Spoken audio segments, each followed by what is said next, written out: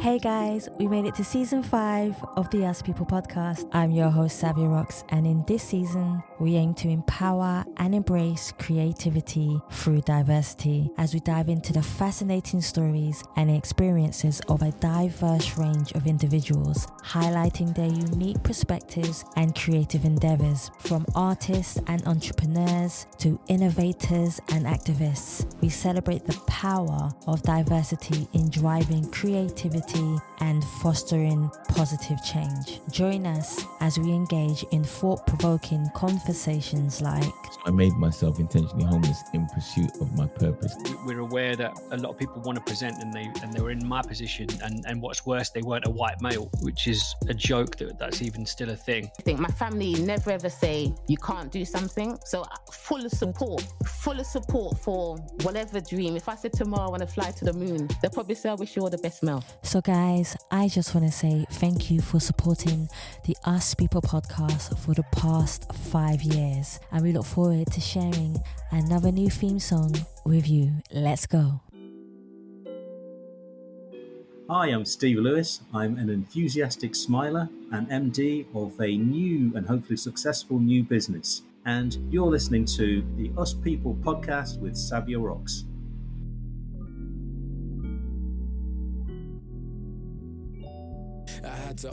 Hey guys, welcome to another episode of the Us People podcast. I'm your host, Savia Rocks, and today I am humbled to have Steve Lewis here with me. Steve is a sales and marketing professional and also a beautiful, avid networker. So he loves networking, connecting with people, getting to know people. No, it's a beautiful trait to have, because you never know. They say your network is your net worth, which I believe is very, very true. So Steve, I want to welcome you to the Us People show and say thank you so much for joining us. How are you?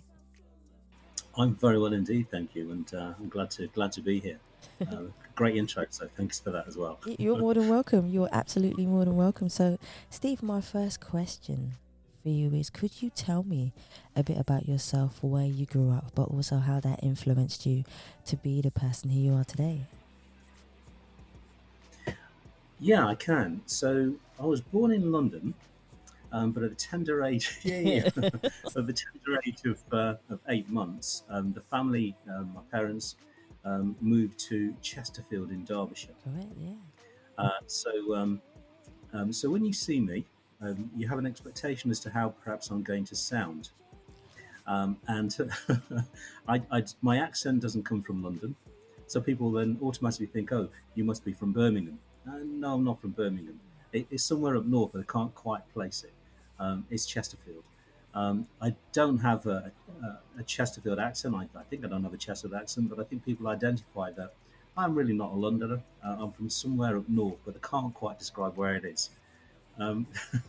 So that was a bit different for me.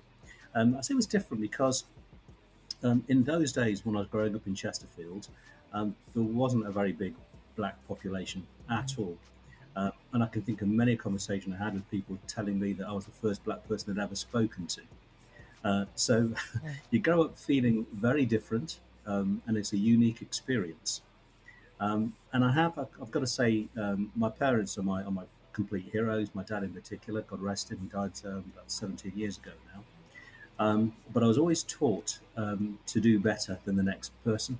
Yes. And I think he was thinking in his head, just the challenges life can deal out when you do look different. And I really thank him for that. I had very good experiences, I think, growing up. I did well at school. I enjoyed my school. I went to Chesterfield Grammar School, and I'm smiling because this is a very, very old-fashioned school. It was founded in 1598. It's Wow. a really old school and really old traditional values. So when I was growing up there, it was in the days where you could get corporal punishment. So if you got into trouble, you go to the head's office and you get 6 of the best. Or you can get caned, you can get slippered. It was kind of very old school. That said, I was a school prefect by the time I left the grammar school, and I actually think I could, since 1598, I actually think I could possibly have been the first black prefect in the school's history.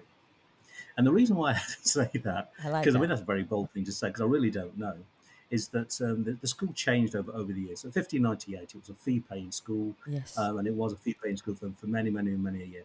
And it wasn't until after the war did it change. So it eventually became this all-boys school. Well, in fact, it always was an all-boys school, but it eventually became um, this grammar school. Um, and the prefect system went into place, I think, in the 1950s or Ah. so. And as I say, the school was not diverse. When I joined the school, in 880 boys, I was one of three black boys in our year, and that was it for the whole school. So that was that was very different. But I had a good experience. I enjoyed my sports at school as well, um, and I think with all of that, and I did pretty well at that. I think with all of that, it gives you a sense of inner inner confidence Yes. that has helped to propel my life and gives you a stronger sense of resilience as well. Mm-hmm. Very And I true. have to say also adaptability. I think a combination of all of those that have kind of really driven me through the years. My biggest influence in all of that, I think, I have to say, is my dad. I like that. I definitely like that. It's nice to have, and that most probably when I do ask you about inspirations, I'm sure your father will come up. But before we get to your father, I always love to ask this question. This is one of the questions that I feel goes really deep into a person's mind and personality of who they are as an individual. So can I ask you, can you define who you are as a person, but also who do you see when you look in the mirror? But on the flip side of that question, has there ever been a time, Steve, where you have looked in the mirror and not recognized the person staring back at you? How did you manage to go from being a person that you may not have liked or seen the reflection of to becoming the person who you are today? Okay, there's quite a lot in that question, There so I'm is. trying to think. So how I see myself, and how I perhaps navigated some of those challenges Yes, in life. exactly. Um, so looking at myself in the mirror, I would say that I am um, by nature just a very enthusiastic, smiling person. You are Um, actually. I can see that. do you know, I can so see. I really am, and I can't tell you why. I can't tell you why I've got this smile on my face, and I naturally feel quite happy in life. And I can see that. I think Like, that kind of really kind of helps me through all kinds of tricky situations. I have a positive spin on life. I always, perhaps to a fault, I'm the eternal optimist. I've When heard everything that looks many so times. bad, when things look so bad, I always find a way. I always find a way to think, well, yeah, but maybe this could happen, or I'll make this happen, or I'll do this Yes. that can make a difference. So, describe myself, I'd say, yeah, I'm this enthusiastic smiler. I'm highly motivated. I'm highly driven, to do the things I want to do in life. I have a very positive outlook. I'm very energetic. Um, Asked how um, I cope with situations where maybe I just want to get up and quit. Mm-hmm. I've got to be honest. I can't think of any situations where I felt in such a hole that I can't do something to get myself out of it. That's fair enough. Maybe Um, because of your optimism of life, you've always manifested ways out of situations before they've become really impactful in your life. And that optimism, I get told I'm too optimistic also. And then I start laughing, and it's one of those things in life where you're like, well, I can't help it. you know? yes, And I think because we see the silver lining, we always see the light at the end of the tunnel, or even in the middle of the tunnel, even if it's a glimpse of light within the middle of the tunnel, we grab it and we pull through. And I think, Steve, I'm not talking for you, I'm just saying how I feel about it, especially from my perspective. I always feel that doing that lets you get to the end of the tunnel and see the abundant light before anything else happens. I don't know if it's like that for you. I know you're a massive optimist as well. yeah, I would say that. I can't think of a situation where I've had a situation that's so bad that I think I can't work my way through it or out of it. Yeah. Of course, life has its challenges and life has its ups and downs. Um, but to this point, I've not been in a position where I felt I can't. There's nothing I can do about it. And I think in life there are things that are not nice, things that do challenge us. Yes, very true. But if you can't influence it, you can't get stressed by it. You can only get stressed by things you can change, the things that you can do something about. And if you can, then you do something about it. True. I agree. I totally agree with that. So let's talk about one thing I loved was you love networking. There are a lot of people in the world who shy away from the whole networking scene. Even trying to go up to a person and speak to them it can just give them anxiety. So for you to talk to me about you being a beautiful avid, I say beautiful because it is, because you're always smiling, and these are positive traits to have, and that's what we always try to tell people in the world to have, to try and change their mindset of how they do things. Talk to me about being a networker and what it means to you. I'll give you an example. So I'm bringing my dad up again, but he died about 17 years ago, and he was a very private person. And when he died, he left behind a trunk full of information, and I saw some papers I'd never seen before. And there's a whole series of wills, solicitors' letters, lawyers' letters, land transactions dating back to 1838. Wow. And I thought, that's what I thought. You never spoke about this before. I don't even know who these people were. I thought, why would he keep all this information that's so old? I can only think it must be because they're part of the family and going back all these ages. Yeah. And I thought, well, this is interesting because there are names here that I just don't recognize, just don't know. And I got interested about who they actually were. So I thought, I'm going to write myself a family tree. So that's how I started. My mum has an amazing mind. She's got an amazing amount of detail and memory. I mean, she's almost 90 years old now, but she can recall people's birthdays, and she's very, very talkative, and she's very, growing up, she'd say lots and lots of things, and I'd be going, yeah. Now I'm really interested. So she's helped me to get a head start with this family tree. Both my parents are from Grenada. Yes. They're both from the same parish.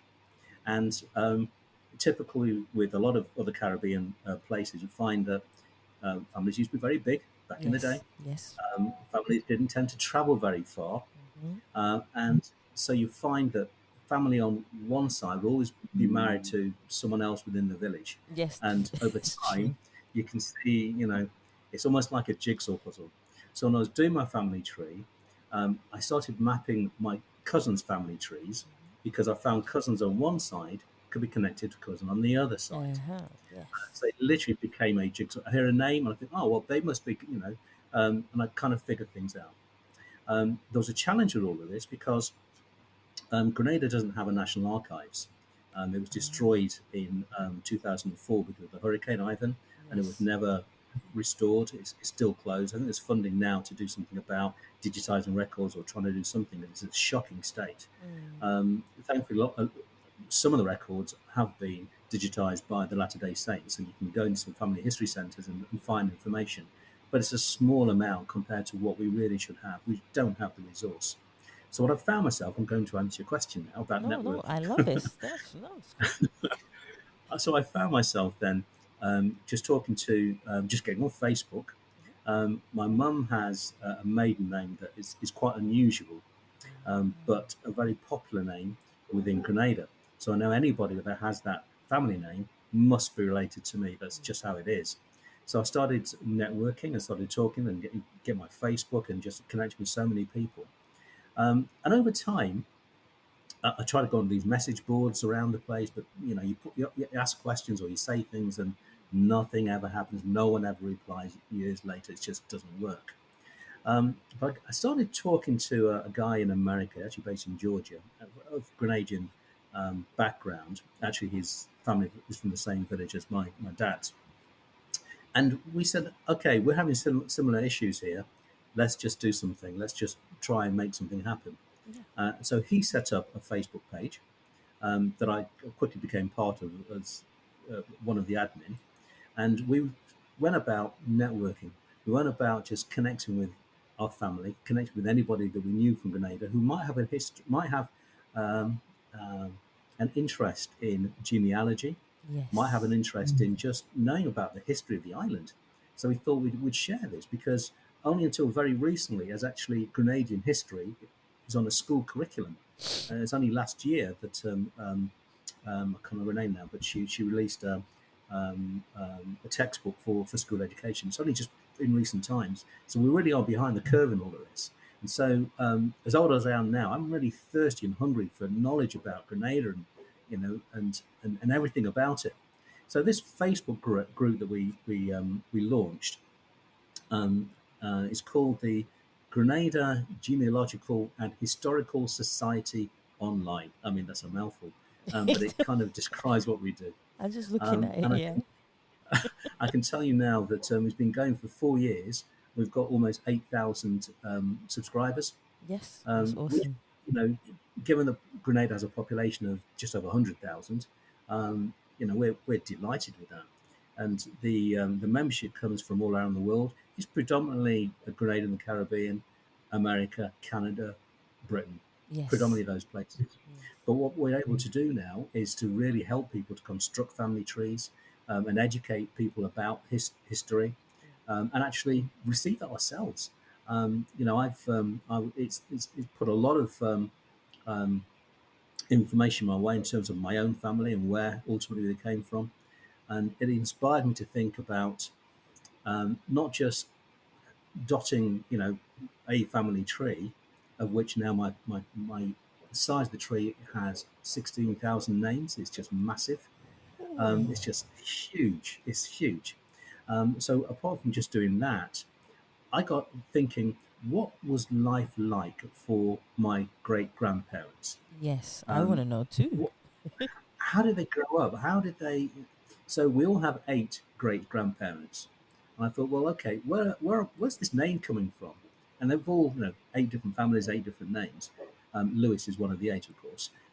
So I thought, okay, let me write a history of the Lewises in Grenada and go as far back as I possibly can, and do that with each of my 8 great grandparents. So I've got literally little stories that are kind of like 100 pages each of our beginning in Grenada, and I can go further back in some instances. And I think the concept now of having DNA is fantastic because it opens up a new world. It substantiates various relationships and also helps to establish the link to Africa, which I'm most excited about. So it's kind of like, I say it's a real hobby of mine. My wife will say it's an obsession. There's probably a difference there because a lot of the work that I do tends to be actually quite late at night. That's when they I'm say online, we get creative. That's I'm when talking we to say Grenada, I'm talking to America because Yeah. it's not late at night for them, but they're Correct. very busy and very active, and I kind Yeah. of like to respond to things and get involved in things. Yeah, it's kind of like kind of like a mini job. But interestingly, it also brings me into very unique circumstances. So I go on holiday to Grenada, I get recognised, and that's such a flattering thing. People who I think I don't know, they say, I was chatting to them online, I've helped them to do X, Y, and Z, helped them to find family members, and it's nice to hear that. Another friend of mine who didn't grow up with a natural father Yes. was interested in his history and therefore her history, asked me if I can help because he was from Grenada.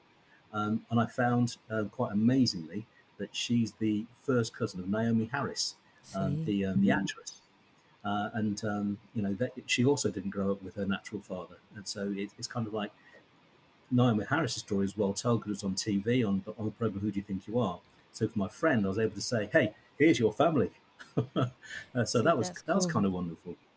I get involved in things like I get a call out of the blue from some consultancy group. I think they're based in either Barbados or Trinidad. They're working on a government project to restore a major road in Grenada. And they phoned me asking if I could join a group to talk about in restoring this road, they wanted to preserve all the historical assets along the way. They don't want to destroy things or to signpost things. And can I help them? I thought, well, do you know where I live? You know, I'm in the UK. I'm not over there.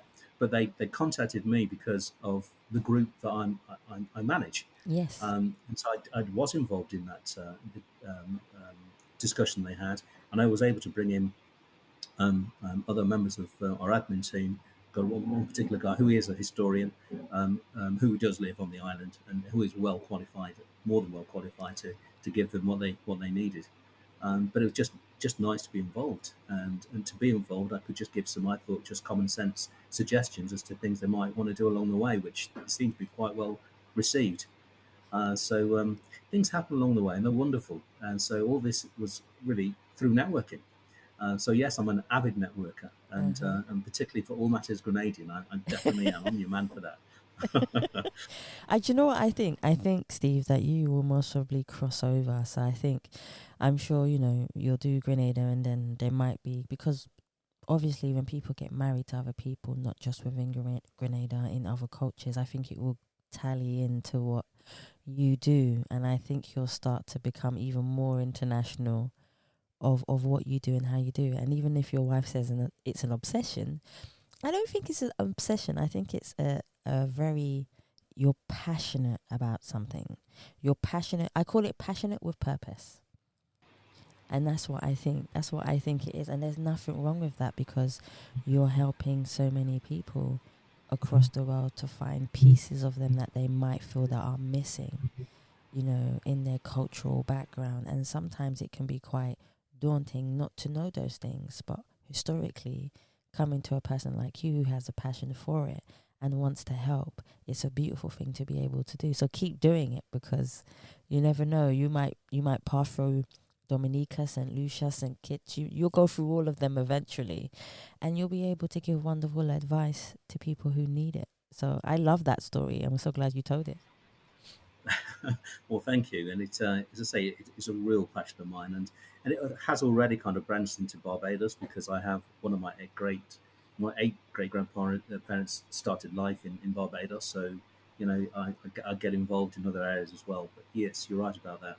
See, that's totally good. So let's talk about sales and marketing. Is something that I find are hard, because everyone needs it in their business. Everyone needs sales and marketing in their business.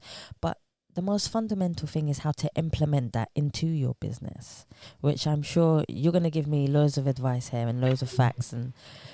But I would love to know more about why you decided to get into sales and marketing. The reason being, Steve, is it's a very hard industry to get into.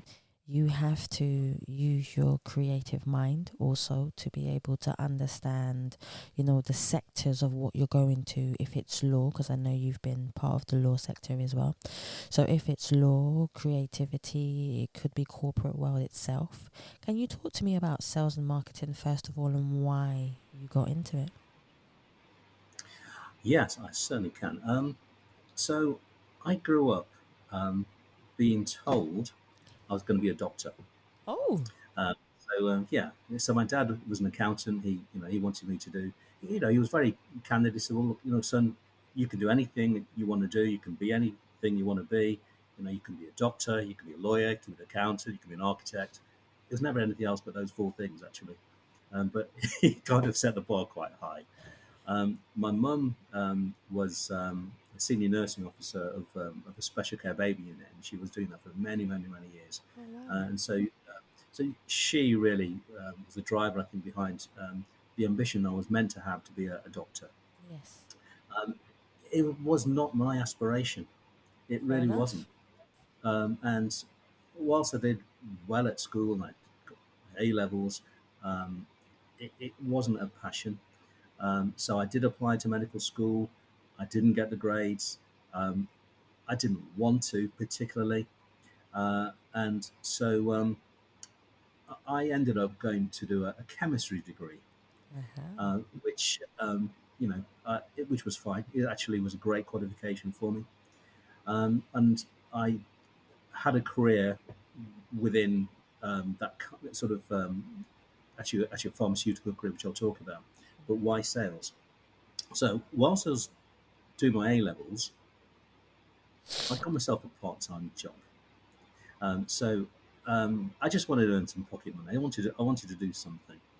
At that time, I was buying a lot of records, and I was going out in the evenings, and parents weren't going to give me any money, so I had to go out and earn it, which was fine.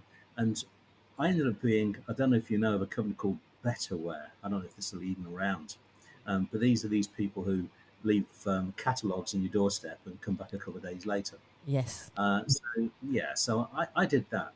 But what I did, and just reflecting on that, I did without sales training. So I'd go around to my neighbourhood wearing my school uniform and my prefect's badge and everything. And I'd always knock on the door and make sure I speak to somebody and to say, well, look, this is what I'm doing. I'll leave a brochure with you. When's the best time I can come back next week? And I'd note it all down. And I would make sure my contact with them would be personal. I see what a lot of people did, and they get it here even. They leave the brochure, they leave a note, and they come back 2 days later and you give them the same catalogue back because you haven't looked at it. But me going around there physically, knocking the door, asking the question, kind of made a difference. And I found that I was getting quite a lot of pocket money. It was really, really good. So when I went to go and deliver whatever brush they had bought, I was able to show them other brushes that I was about to deliver around the neighbourhood and get them a little bit interested in that, because the quality, it was actually pretty good. They were pretty good. And I think people just warmed to me in a way because, I'm a young lad trying his best, trying to earn a little bit of money, and they didn't begrudge me that. And that was a great experience. So I did that for, I don't know, close on 2 years maybe. Wow. And I also did a part-time job before going to university, selling, they were called Kirby's. It's kind of like a prehistoric Dyson. So it's basically a vacuum cleaner. It has a basic motor, and you could add on all these different fitments, so it could do all sorts of things like inflate, deflate, as well as vacuum a house. And it was a very, very powerful one. Cost an absolute fortune. I mean, it really did. I think, it was. I think it was almost £500 for the whole thing, in a day when a Hoover would cost you £50 or £60. I mean, it was just a ridiculous amount of money, but it was brilliant. It did a fantastic job, and I was able to do something with these vacuum cleaners. So, having gone to university, having got my chemistry degree, and having the opportunity to have had a sandwich course, which meant that I spent a year working in industry as a chemist, that saw me working in the labs of the Water Authority, and it was the most mundane, routine job you'd ever hope to do. It just told me I wasn't to be a chemist. I can't do anything that's too routine.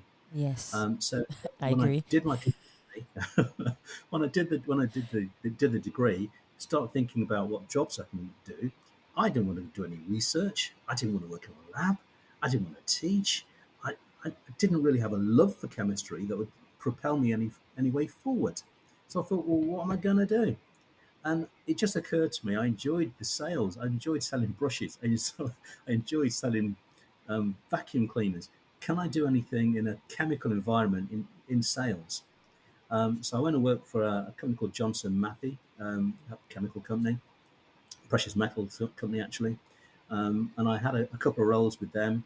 As a commercial trainee, and they kind of give you an opportunity to work across different business sectors. Again,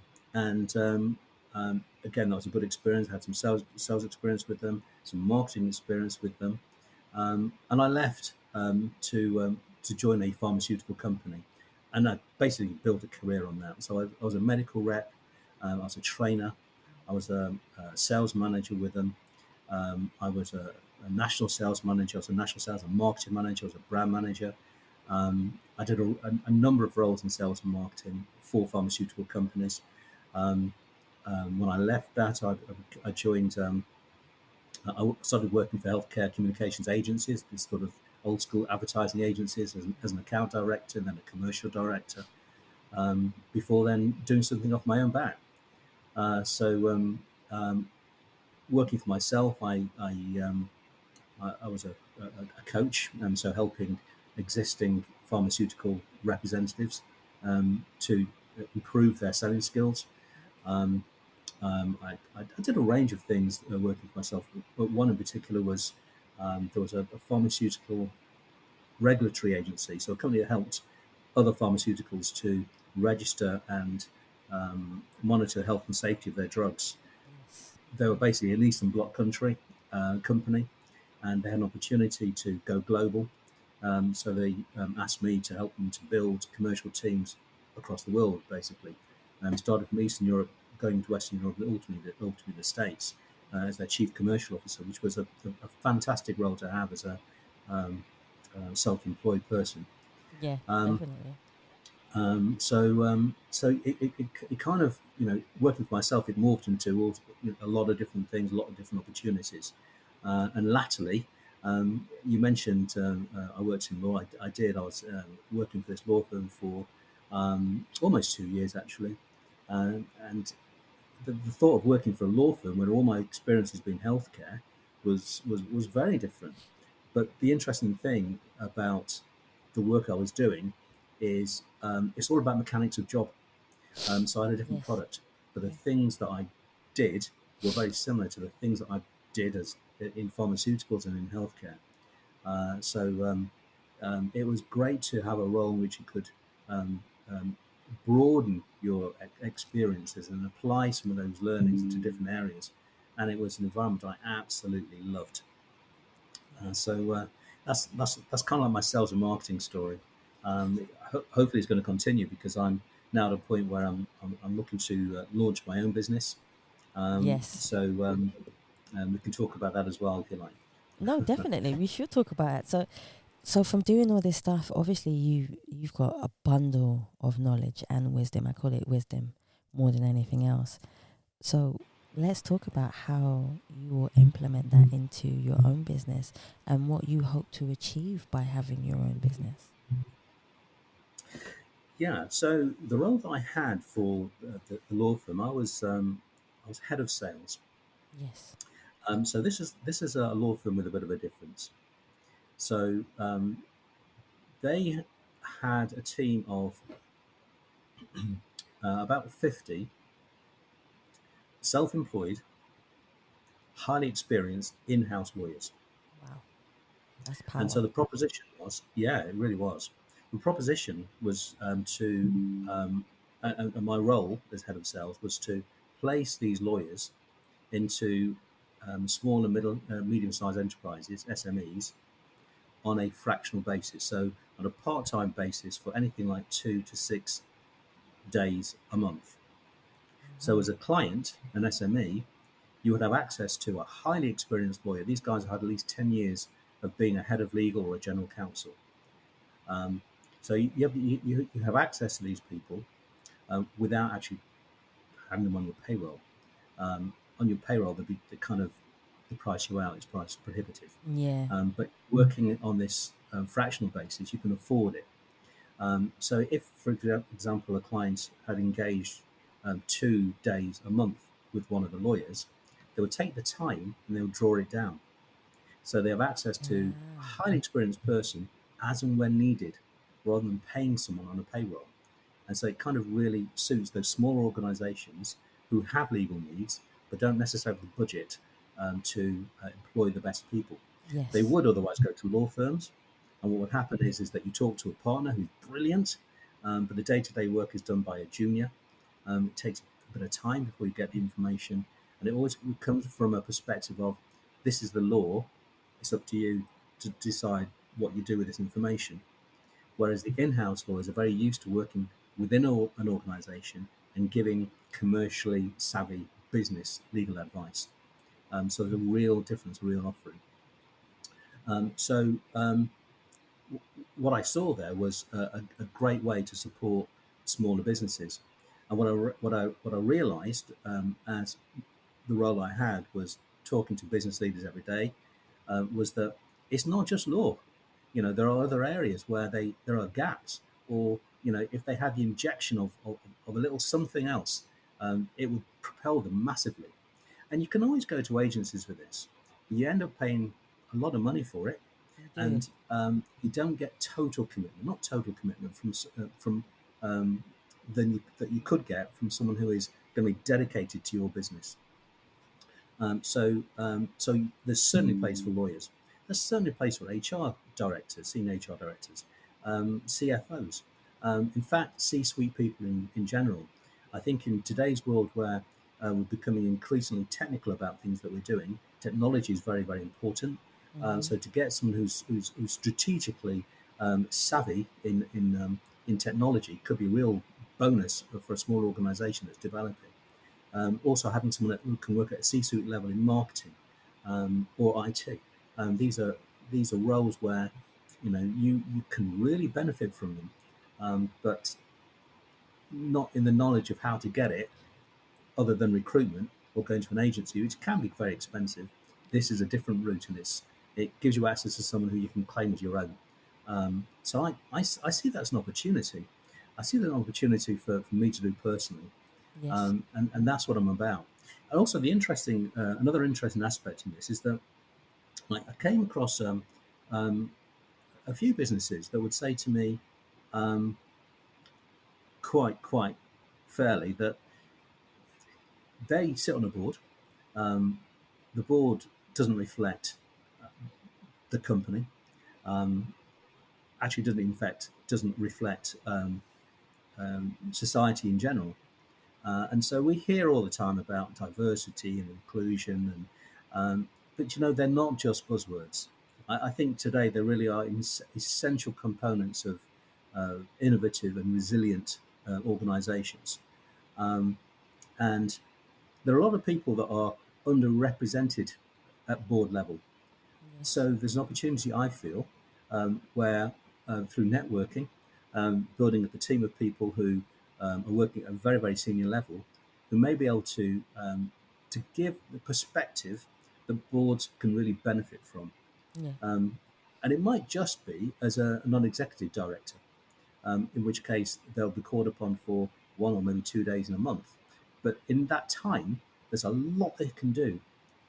So that's what my business would be all about. It's offering highly experienced and talented executives who are used to working at a C-suite level to work on a fractional part-time basis for smaller organisations. When I say smaller, anything from companies that have a turnover of anything from £5 to £75 million, because they typically are the type of organisations that haven't yet committed to big spends on the most senior of all staff, by the MD or CEO, I guess. That's phenomenal. That's a phenomenal business to have. I know that will flourish for you once you get it up and running and understanding the whole spectrum of it. I know how business is. It can be very hard to be able to do, but once you have a good team behind you, Steve, you will flourish. Believe me. It's really interesting because I never understood sales and marketing as much, and even though I used to do a bit of marketing myself, I always wanted to go more into the depth of understanding it and how it can elevate your business to such a high level. I find it a fascinating area. So I have the idea of this business, Yes. and it's very clear in my mind. But one of the disciplines I've got used to doing, certainly you do that when you're employed, Yes. is writing a business plan. And it's such a good discipline because I have so many ideas. I have so many thoughts about things I want to do or things I can do. But write it all down, put it in a plan, give yourself a Gantt project chart, and so you can see what you have to do when you have to do it. Yes. Just make a plan out of it. And each little component of that plan is a little business area in itself. Things that I've been very used to because I've been employed, having to do for myself, is an education in itself. True. But it's a real opportunity for you to um, lay down a marker and then prepare and launch a business that you not only just believe in, but you have confidence that it can make an impression, can make a difference. I'm my full time job at the moment is preparing for this launch, which is going to be sort of late September, early October. Oh, it's good timing, actually. Yeah. Yes. That's good timing. That's perfect timing. So, Steve, I would love to talk more about some of your inspirations in your life, because for me, just hearing you talk and having a smile on your face constantly, I can see that there have been many inspirations in your life that have helped you go through what you've gone through, but also elevate you to push you forward. Could you kindly tell me, even if it's in work environment or family environment, who have been some of the people in your life that have helped you to inspire you to be who you are?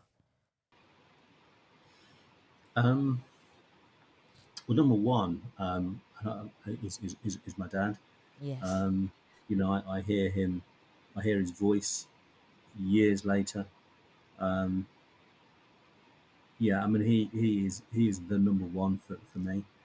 I've got two boys myself, and Oh, excellent. I'm hoping to be anything near the influence and the power behind them that he has been for me. And they're big shoes, they're big shoes to fill. You do what you feel you can for the best. Um, Yes. but certainly for me, he's the biggest one. I think outside of that, I'm fortunate enough to have some older sort of family members. I've got a cousin in particular, now lives in California, who has done amazing well in his personal life and in his career, who always felt like a big brother to me. I would talk to him about the business I'm launching, for example, and he's able to give some really good advice, I like that. which I really value. Um, I have to say also, I've got a set of friends who I grew up with, who two of them were in my same school, and one I knew was in my same class when I was 4 years old. The other one joined our school when he was 8 years old. We went to school together. We did the same degree, and whilst on that course, we met a bunch of other um, lads, I would say, who we've kept into contact with, and years and years later, we are still having weekend get-togethers twice a year, I like that. and and they've done well. They've done well in their careers. They've done well in their lives, I would say, and I think we're a very positive influence on each other. Yes. And at various times in our lives, you get groups of men together, and nothing serious happens. I mean, it's just idle talk about football or whatever. It's just nothing concrete. But every now and again, your conversation tends to shift. Yes. When you're in your 20s, you're talking about your jobs, maybe, and then maybe in your sort of late 20s, it's girlfriend, are you going to get married or not, and then it becomes children, and unfortunately for some, it's divorce after that, and it's always careers, and then you think about pensions, and so your conversations still around football, which is good, but your conversations do drift as you get older, and you do have a council, and these weekends that we continue to have, we have regularly 8 of us there, and it's every 6 months, and it has been for I'm trying to tell you how many years now. A long time, a long time. 40, I'd say 40 years of that. Wow. So it's a long time. No, but it's a beneficial long time. Absolutely, it is. Absolutely, it is. And we give each other counsel. And there's always, we have a WhatsApp group between us, so there's a bit of banter, which is always nice. But we're there to support each other, and we know that, and it can be there for life as well. See, These are things that I think I wish everyone had. I know it's very hard for everyone to have that, but I wish everyone had something like that because it's such a support mechanism throughout your whole life. So, Steve, my next question for you is, if you could choose one quote that represented you as a person, what quote would you choose and why would you choose that particular quote? Oh my word.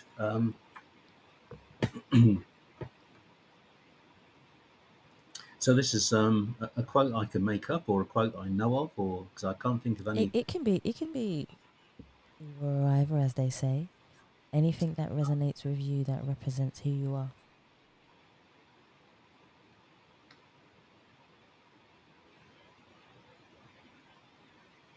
I've not really thought too much about it, but in my head, and I don't know why, but I'm saying always look on the bright side of life. That suits you down to a T, to be quite It fair. does It suits you down to. So, I know that you spoke about buying music when you were younger. So, if I was to say to you, Steve, if there was one song that was the soundtrack of your life, what song would you choose and why would you choose that particular song? Um, that's a tough question. It's a thinker. Yeah, it is. Let's see who that be. Always look at. It's like- maybe that one. Yeah, maybe It, that it, one. it might be that one. Oh, there. So if I said to you, if you, Steve, if I said to you, I'm going to take you to a desert island and you're only allowed to bring 3 people with you, which are one musician, one activist, and one president, to have a conversation with for 24 hours, who would you bring and why would you bring those people over to have that conversation with? One president, you say? One president, one activist, and one musician of your choice. Well, President Obama, I would say. I mean, what a leader, what an inspirational leader he was and still is. Um, I kind of liked pretty well everything he said and did whilst he was a president. Um, his journey was unpredicted, I think. The challenges of a black person become the president of the United States of America, you would never have thought it. You would never have thought it. I do remember early in his campaign trail seeing um, a mini documentary about him. I thought, yeah, okay, because every 4 years, every time there tends to be a black person who's trying to be president, and you think, well, that's good, that's nice, hope they do well, and yet he captured the nation, and he captured the nation again. Um, so wow, tremendous achievements that he had in life, and to have any time with him would be massive. Um,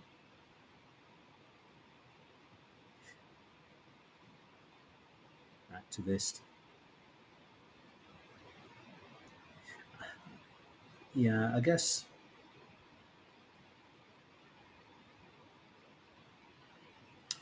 Martin Luther King.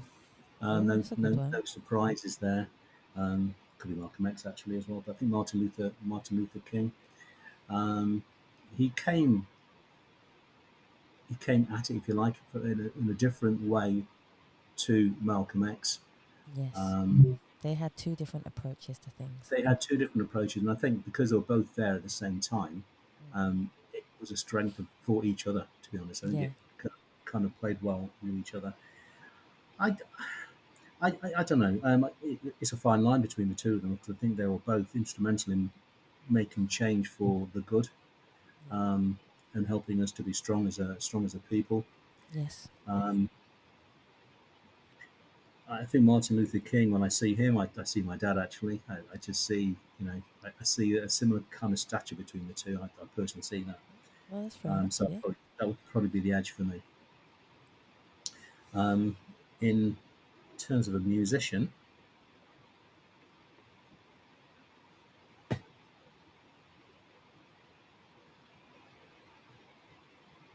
so many choices, but I think I think I would love to have any time to have spent with Bob Marley. Did someone say that to me the other day? I think someone said that to me the other day as well. Yeah. Again, he's one of these people that, from his beginnings, you would never have expected him to reach a world stage, and yet he did. Um, and we love him for his music, but I think in terms of what he also achieved politically in Jamaica at a very turbulent time was quite something. To bring two opposing leaders together in a way which they'd never had before was a massive achievement. Yeah, I think his words are very instinctive. They still resonate today. Um, yeah, I'd love to have spent any time with him. That's actually three good choices right there. So you've got Obama, you've got Martin Luther King or Malcolm X. So between the two, and then you've also got Bob Marley. That would be a really interesting conversation to have for those 24 hours. I'll be looking on my boat with my binoculars, just seeing, just seeing what's going on. So literally, Steve, I've only got two more for you. So my last two is, when was the last time you felt totally at peace with yourself? I'd say this morning. I like that. That's nice and easy. Literally, some people have to wait a lifetime to find what peace is. And for the sheer fact that you can find it when you wake up in the morning, or even when you open your eyes, to say thank you for another day, that's a good thing. Yeah, I'd say this morning. I love that. Steve, before I even have the chance to say thank you so much for coming on the show, I would love for people to be able to find you and what you do, especially if they're looking for their ancestry or whatever it might be. Please let us know where people can actually find you. Okay, so I would lead anyone to go to the Grenada Genealogical and Historical Society online, which is a Facebook group. So certainly, if you've got ancestry or you have any interest in the history of Grenada, we'd be delighted to help you. For my business, you can take a look at the website that is called thefractionaldirector.co.uk. Thefractionaldirector.co.uk. And again, I'd love to help anybody who would aspire to or has experience certainly in working at a C-suite level, who has time to work in a flexible way for a small portfolio of SMEs. I can certainly help you to get there. And I think actually, in so doing, I think it's one of those things that would be a beacon for others to follow. I think the more leaders we have working at a senior level, just paves the way, I think, for others to be seen in that way as well. So let's break some of those stigmas and let's get to work, eh? I like the way you said that. That's cool. Steve, I want to thank you so much for taking your time to come on the Us People podcast, for showing us, your ancestry of who you are, the way you work, for having a new adventure, for starting a new business, but also giving people hope and positivity to let them know no matter what you're doing in your life, you can start something new, progress, evolve, and continuously have a smile on your face because of the love of what you do. Thank you so much. Thank you very much as well, Savia. It's been an absolute pleasure, and it's lovely to talk to you. And you too. Guys, I want to thank you for listening to the Us People podcast. And please remember, you can subscribe and leave us a review on Spotify, iTunes, Google Play, and any other platform that you prefer listening to. Please also follow us on Facebook, LinkedIn, Instagram, and Twitter. And you can also donate to the Us People podcast so we can continue to hear people's stories, especially like Steve's, on the Us People podcast website or the Savia Rocks website. Guys, again, thank you so much for listening. Stay happy stay positive, and as always, please continue to be kind to one another. Take care.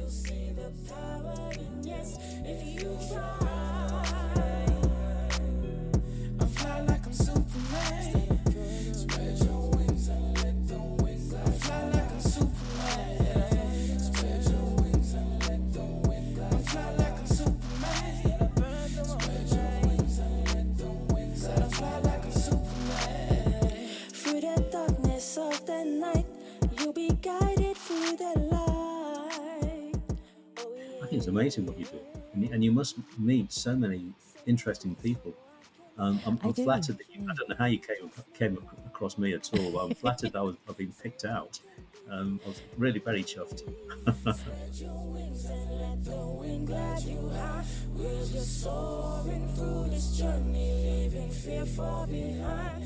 Our hearts are full of courage. You can win if you try. Redirect the yes to you. You'll see the power in yes if you try.